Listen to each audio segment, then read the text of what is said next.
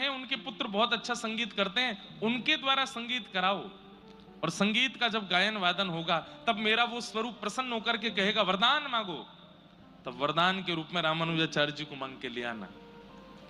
तो श्रीरंगम से अद्भुत संगीत के पुरोधा एक गुरु के पुत्र गए और वहां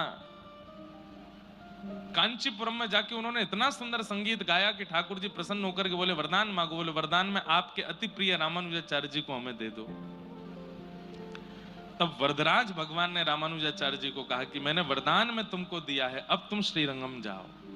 तब आचार्य चरण श्रीरंगम आए, ठाकुर जी नृत्य करने लगे जब रामानुजाचार्य जी श्रीरंगम आए हैं। अद्भुत लीला है, अद्भुत कथा है। तो श्री रंगनाथ भगवान रामानुजाचार्य जी के गुरु हैं, वरदराज भगवान रामानुजाचार्य जी के पिता हैं, संपत कुमार भगवान रामानुजाचार्य जी के पुत्र हैं, और तिरुपति बालाजी ये रामानुजाचार्य जी के शिष्य हैं। हमारे गुरु भाई हैं तिरुपति बालाजी, हम भी रामानुजी वैष्णव हैं। तो जब जाते हैं तो तिरुपति बालाजी को प्रणाम करते कहते हैं गुरु भाई आप ठीक हैं, आनंद में हैं? क्यों? एक ही परंपरा है।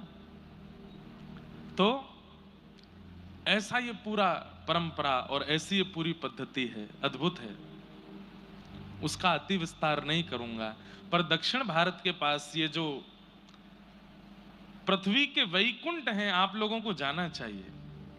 हम तो बहुत दूर रहते हैं दक्षिण से, साल में एक बार आते हैं दर्शन करने के लिए, पर आप लोग यहीं रहते हो। आप लोगों के लिए तिरुपति बालाजी ही वृंदावन है, आप लोगों के लिए कांचीपुरम ही गोवर्धन है, आप लोगों के लिए पद्मनाभ स्वामी यही श्री यमुना जी हैं। ये संपूर्ण व्रजमंडल के रूप में ही आप यहाँ दिव्य देशों के दर्शन कर लिया करो, ये अद्भुत है। हम तो नहीं जा पाए, पर हमारी तरफ से कोई भी वेंकटेश भगवान को अगले 10 दिन 15 दिन के अंदर प्रणाम करे आना, और कह आना कि व्यास जी आए थे, उन्होंने कहा था, इसलिए उनकी तरफ से हम आपको प्रणाम करने के लिए आए हैं। बोलो लक्ष्मी वेंकटेश भगवान की। ऐसे निधि आपके दक्षिण भारत में है।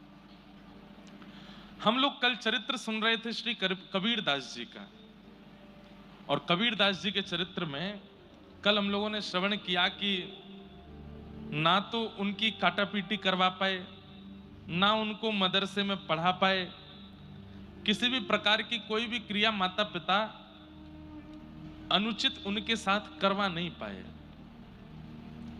और फिर हमने सुना कि एक दिन कबीर दास जी ने देखा कि माता जी चक्की पीस रही हैं,